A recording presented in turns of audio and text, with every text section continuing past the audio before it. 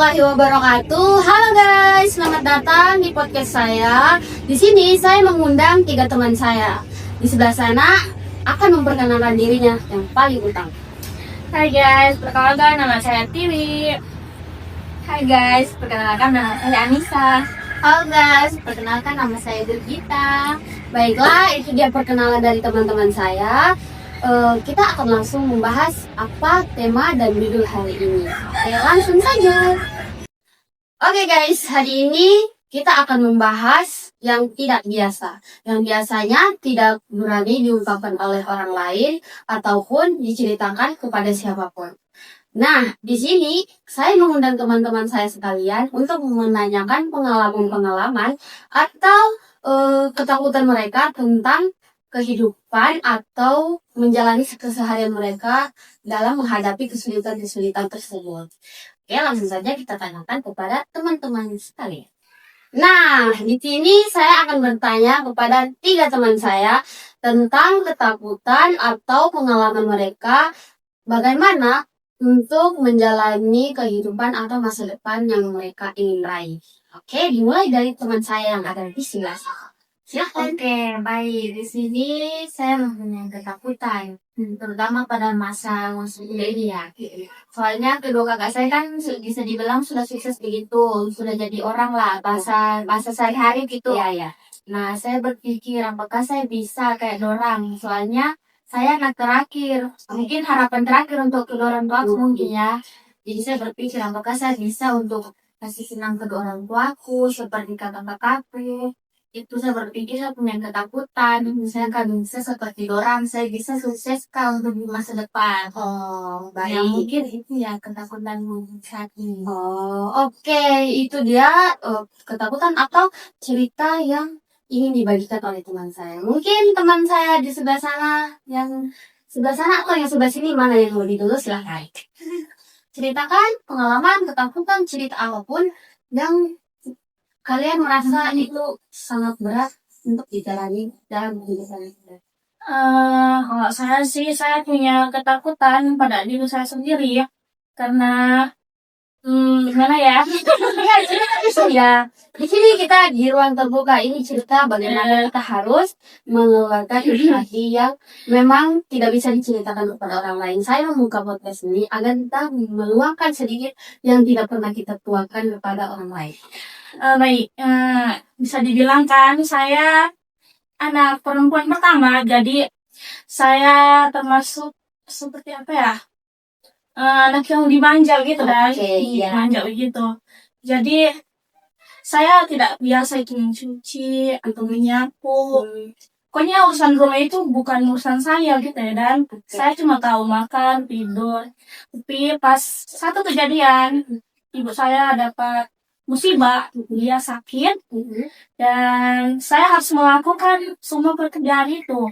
Dan itu membuat ketakutan saya tidak bisa ini, saya tidak bisa itu, saya takut memasak, takut rasanya tidak enak, seperti begitu. Oh, Itulah singkatnya. itu dia cerita pengalaman dari teman kita Satriwi. Nah, di sini ada satu lagi. Kita ingin mendengar cerita sedikit saja, walaupun hanya sedikit. Tolong ceritakan sedikit pengalaman.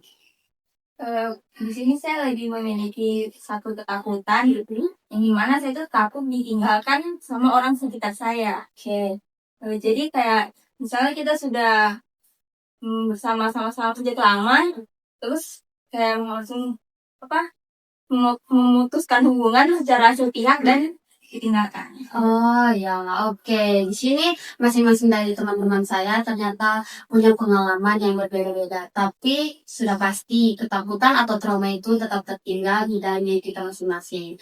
Tergantung dari pengalaman apa yang dialami kita sendiri. Oke, di sini saya ingin masuk ke sesi pertanyaan. Oke guys, di sini saya akan bertanya dengan 3 pertanyaan kepada teman-teman sekalian tentang bagaimana dan kenapa mereka bisa tetap bertahan dengan situasi mereka saat ini. Saya ingin bertanya alasan mereka tetap bertahan dengan situasi mereka yang sangat sulit mungkin mereka rasakan. Oke, silakan teman-teman.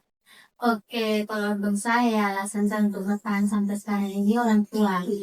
Karena gimana saya ini kan anak terakhir, jadi harapan terakhir untuk orang tua saya. dan mereka itu selalu mengusahakan untuk keperluan perkuliahanku atau kehidupanku sehari-hari. Dan situ saya berpikir saya harus semangat untuk melanjutkan hidup saya di proses perkuliahan ini agar tidak mengecewakan orang tuaku karena mereka sudah berupaya untuk memenuhi semua kebutuhan gitu. Oh ya, oke. Itu dia pengalaman atau alasan kenapa Birgita tetap bertahan tentang menjalani kehidupannya sehari-hari. Oke, teman Birgita, silahkan. Kalau saya sendiri ya sudah pasti orang tua sih.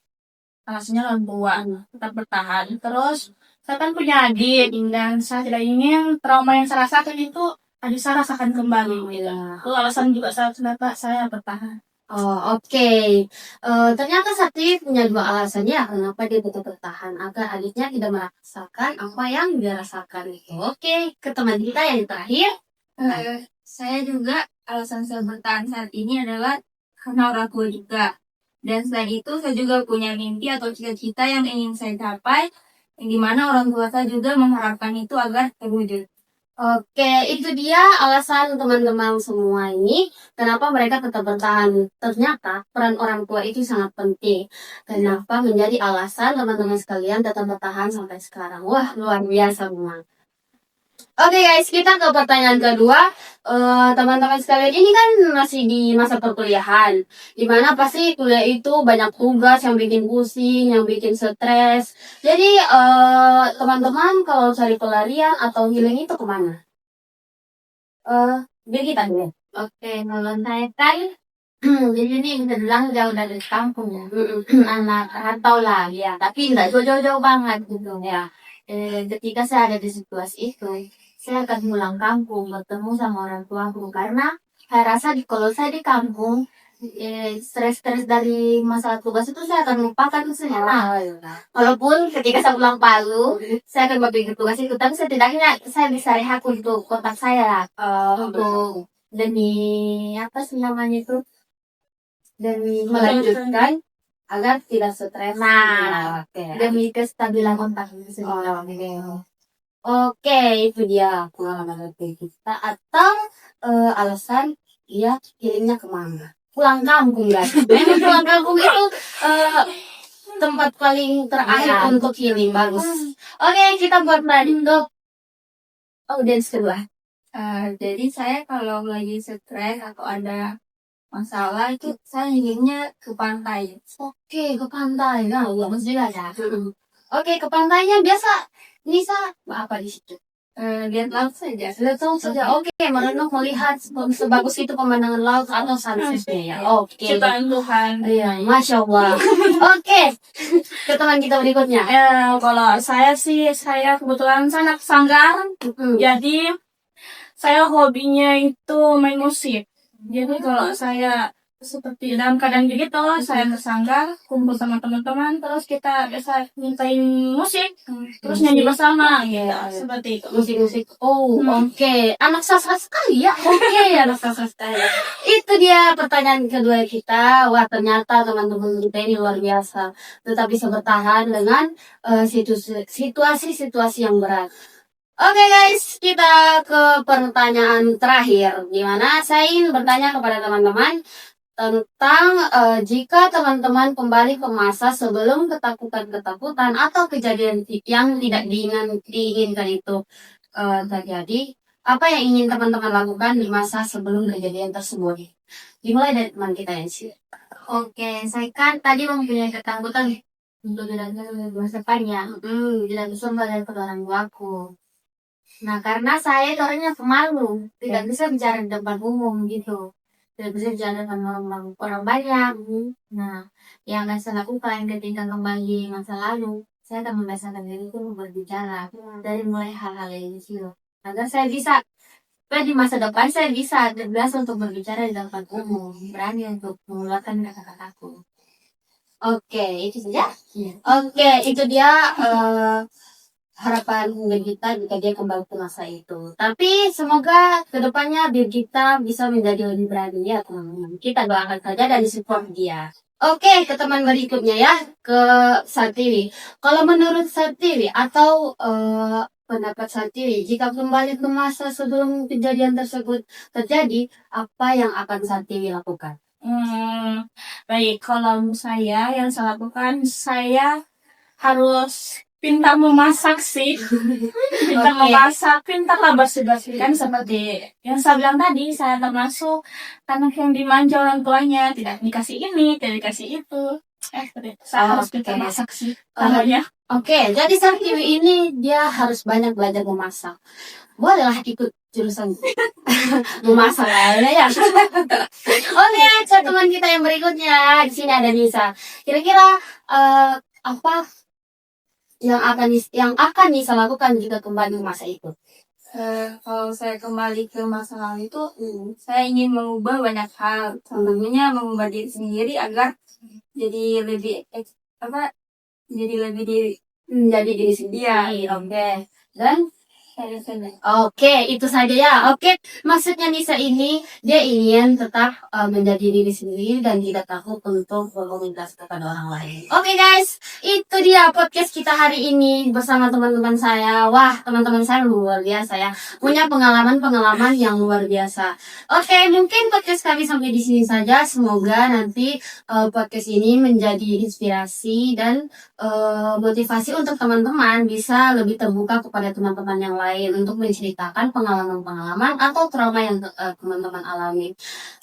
Untuk ketakutan-ketakutannya kita bisa menghadapinya teman-teman, asal kita mempunyai teman untuk bercerita. Teman bercerita itu sangat penting karena agar bisa membuang emosi-emosi yang tidak bisa kita buang kepada yang memang tidak akrab dengan kita. Oke, mungkin itu saja motivasi-motivasi yang bisa saya berikan.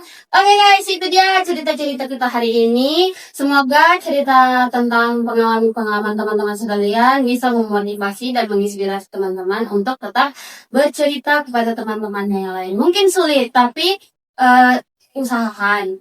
Semoga teman-teman tetap ingin menuangkan cerita-cerita yang memang sulit untuk dibagikan kepada pun bisa melalui menulis buku atau diary-diary apapun. Oke, mungkin ada motivasi dari teman-teman saya sedikit saja, tidak masalah.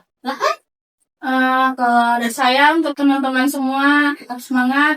Terus kalau punya masalah, lebih baiknya dicerita sama teman atau orang tua karena itu Betul, oke. berpengaruh pada fisik kita juga. Betul sekali, Masya Allah. Oke, tidak ada lagi?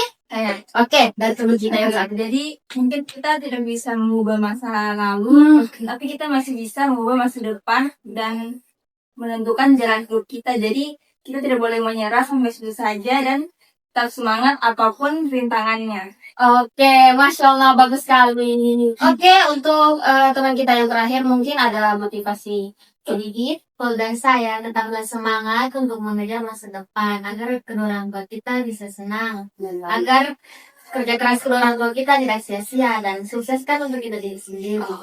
Oke, itu dia motivasi-motivasi dari teman-teman kalian dan semangat dari mereka. Mereka juga sudah luar biasa, sudah berani menceritakan atau menuangkan cerita-cerita mereka di podcast saya. Oke, tepuk tangan. Mungkin podcast saya sampai di sini saja. Terima kasih. Saya Amelia mengucapkan wassalamualaikum warahmatullahi wabarakatuh. Oke, say bye teman-teman. Bye-bye.